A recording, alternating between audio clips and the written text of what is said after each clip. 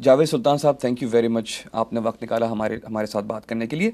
ये सारिद है क्या, इसके बारे में कुछ बताइए। सारिड जो है एक्रोनिम है, ये स्टैंड करता है south Asia research institute for development के लिए। कश्मीर की बात करते हैं और अर्थक्वेक के ज़लज़ले के बाद जो डेवलपमेंट होनी थी, तरक्की होनी थी, उसकी बात करते हैं। अभी तक इतनी डेवलपमेंट क्यों नहीं हो सकी? घर तक नहीं बना सके हम लोगों के लिए वहाँ पर जो विक्टिम्स हैं ज़लज़ले के। तो सारिद उसमें क्या किरदार अदा कर रही है? जो मेरी छोटी बहुत एनालिसिस वो ये है कि एक तो उन्हें ये रियलाइज़ नहीं किया, जो स्केजुल्स हैं आपको कश्मीर वगैरह में स्केजुल के हिसाब से काम करना पड़ता है। स्प्रिंग में बारिशें नहीं होती हैं तो स्प्रिंग में चाहिए कि काम कर लें। अगर ये प्लान कर लेते ऐसे कि स्प्रिंग में कर लेते तो फिर काम हो जाता। तो स्प्रिंग में कुछ नहीं हुआ, आप ये कहना स्प्रिंग चाह में रहे हैं? कुछ नहीं हुआ। तो एरा जो बनी, एरा ने फिर क्या किया? हाँ, एरा ने एक्चुअली जो कदम लिए शुरू में वो बहुत सही लिए। उनकी बेसिक अगर मैं स्ट्रैटेजी बताऊं तो उनकी बेसिक स्ट्रैटेजी थी कि कॉशियस मूव। अब मुसीबत ये है एरा के साथ कि जो इंजीनियरिंग जो एडवाइस उनको मिली है वो इंजीनियरिंग एडवाइस पाकिस्तान के लिए अप्रोप्रिएट नहीं है, तो उस किस्म का सलूशन दिया। वो सलूशन मेरे जो इन्वेस्टिगेशन से पता चली है, और मैं ख़ुद पहाड़ियों में काम कर रहा था आगा खान फाउंडेशन के साथ। आगा खान फाउंडेशन भी एक एरा का मॉडल बनाना चाह रहा है। उसकी कीमत 8 लाख रुपए आ रही है। अब ऑर्डनरी आवाम के पास जो सब लुट गया है उसके पास इतने दम नहीं है कि 8 लाख में एक छोटा सा घर बनाए। आपका जो प्रोजेक्ट है उसकी कीमत क्या पड़ेगी? हमारी प्रोजेक्ट कीमत 3 लाख है। आप ये कह रहे हैं कि सारिद जो है वो 3 लाख में एक घर बना के दे रहा है, earthquake proof resistant, seismic resistant घर बना के दे रहा है 3 लाख में, एंड एरा जो है वो 8 लाख में। हमारी जो टेक्नोलॉजी है, हमने एक तरकीब निकाला है मट्टियों से, और मट्टी ये करती है, लोग अमूमन समझते हैं कि मट्टी में क्या ताकत है, ज़लज़ला की कैसे लड़ाई करेगी, मगर एक्चुअली मेरे रिसर्च में ये पता चला है कि मट्टी सबसे बेहतरीन चीज़ है और इससे मुफ्त है। और ख़ास तौर पर अगर आप पहाड़ियों पर बनाना चाह रहे हैं तो आप भारी भारी चीज़ें पहाड़ी के ऊपर कैसे ले जाएंगे? कोई सड़कें नहीं है, कुछ नहीं है, मट्टी तो वहीं पे है। तो कोई प्रोडक्ट आपका बना जो हम एज अ प्रूफ हम दिखा सकते हैं और हम बात कर सकते हैं? जी देखिए, पहले मैंने इस्लामाबाद में फरवरी में एक 12 बाई 12 का 12 फुट बाई 12 फुट का कमरा बनाया, 1 हफ्ते में बना दिया। जनरल ज़ुबैर ने कहा बनाइए तो हम आपको अप्रूव कर देंगे, हम आपके मैनुअल में भी आपका नाम डाल देंगे प्रोसेस का।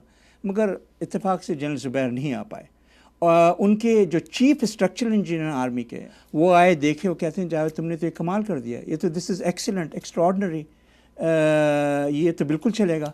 मगर उसके बाद हुकूमत से कोई भी मुझे जवाब नहीं आई है। तो फिर आगा खान फाउंडेशन ने मुझे कांटेक्ट किया कि आपका, मैंने डॉन वगैरह ने पब्लिश किया था कि भाई आपका मैंने नमूना देखा है, हम लोग इंटरेस्टेड हैं कि आपका ये नमूना हम पूरा एक घर बनाएं। ये मैंने 3 लाख में 4 कमरे का घर 3 हफ्ते में बना दिया। जो अमूमन एरा का डिज़ाइन है या पत्थर से डिज़ाइन है, ये 5-6 महीने लगेंगे। अच्छा, मगर उसके बाद कोई भी मुझे किसी ने भी अप्रोच नहीं किया। जावेद साहब, क्वेश्चन ये है कि हुकूमत ने एलोकेट किए हैं पैसे जो कि वो रिकंस्ट्रक्शन पे लगाएंगे, तो एक गरीब आदमी तो नहीं दे रहा होगा, वो पैसे हुकूमत दे रही होगी। तो अगर हुकूमत के पैसे बच रहे हैं, 8 लाख में एक घर बन रहा है और सारिद जो है वो 3 लाख बना के दे रहा है, तो हुकूमत तो पैसे बच रहे हैं इसमें जी। सो मुझे समझ नहीं आ रहा कि यहाँ पर कॉम्प्लिकेशन क्या है। हम एक अर्थक्वेक के विक्टिम्स के लिए प्रॉपर सस्ते, अच्छे, रीजनेबल एंड इफेक्टिव घर क्यों नहीं बना सकते? एरा के ये ख्याल है कि अगर मट्टी इस्तेमाल होगा तो यार मट्टी से कैसे बनेगा। तो मैं बड़ी कोशिश कर रहा हूँ कि एरा से मैं बात करूँ, उनको मैं समझाऊँ कि भाई देखिए, आप मट्टी की ऐसी कोई बात नहीं है, हर चीज़ मट्टी की होती है एक किस्म से। अब मैं आपको एक मिसाल देता हूँ। आपके घर टेस्ट करने का कोई तरीका है? जी हाँ, टेबल टेस्ट में आपके एक बहुत ज़रूरी मिसाल देता हूँ। देखिए, एक हवाई जहाज़ जो होती है वो चक्के पे होती है। चक्का क्या है? चक्का हवा और रबर का है। अगर हवा निकाल दें आप तो रबर में क्या ताकत है? तो इसी तरीके से मट्टी के साथ जो एक कमज़ोर चीज़ है, मैंने और ताकतवर चीज़ के कम्बिनेशन में ला करके एक मजबूत मकान बना दिया है, और उस पर आप 1-2 स्टोरी भी कर सकते हैं। और सबसे ज़रूरी चीज़ पैसे से ज़्यादा ये कि इसमें लोग खुद से बना सकते हैं। मैं चाह रहा था कि लोग अपनी मेहनत से घर बना लें, तो उसमें फिर पैसे बच जाएंगे। जो उनके पास पैसे नहीं है मेसेज वगैरह देने के लिए, तो आप ये कह रहे हैं कि वो एज एन इंडस्ट्री भी उसको आगे जाके दूसरों के लिए भी वो घर बना सकते हैं? दूसरों के लिए बना सकते हैं, बिल्कुल। साइट का आइडिया ये है कि वो सेंटर्स बनाएगा हर गांव में और लोगों को सिखाएगा कि तुम घर कैसे बनाओ। खुद नहीं बनाएगा, और बस उनको कुछ चीज़ें दे देंगे कि आप इनसे बनाएं। तो ये ऑब्जेक्टिव है सैरेट का। उसको मॉनिटर कौन करता है इस कंस्ट्रक्शन प्रोसेस को? देखिए, मॉनिटरिंग में ये है कि it allows for larger margin of error. शुरू में हमारे खुद इंजीनियर होंगे, इसीलिए हमने इसको पैटर्न किया कि कुछ हमें आप पैसे देंगे या हुकूमत के लोगों को हम सिखा दें, तो हुकूमत मॉनिटर करें, गाइड करें। मामूलन अगर एक गांव में एक मेसन या एक कारपेंटर को हम सिखा दें तो इतनी कोई डिफ़िकल्ट चीज़ नहीं है सीखने की। इतनी डेवलपमेंट नहीं देखने में आ रही है, लोग अभी भी मुश्किल में हैं, और अब दोबारा से सर्दियां आ रही हैं, बर्फ़ पड़ जाएगी, लोगों के पास घर नहीं है।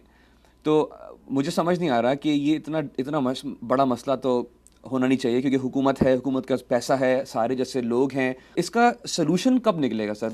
देखिए, मैं खुद तरह से परेशान हूँ, इसी के मुझे 2-3 दिन पहले आगा खान फाउंडेशन ने कॉल किया, वो मुझसे उन्होंने डील किया कि 100 घर बनवाएंगे। तो उन्होंने कॉल किया कि भाई हम नेगोशिएट कर रहे हैं लोगों से कि भाई आप इतना पैसा दें और आगा खान फाउंडेशन इतना पैसा देगी, तब हम घर बनाएंगे आपके लिए। तो लोग कह रहे हैं हमारे पास इतना पैसा नहीं है। लोगों के पास पैसा नहीं है सर, लोगों की तो ज़िंदगियाँ ख़त्म हो गई हैं। तो मुझे ये समझ में नहीं आ रहा है कि फिर हुकूमत क्यों नहीं मदद करे।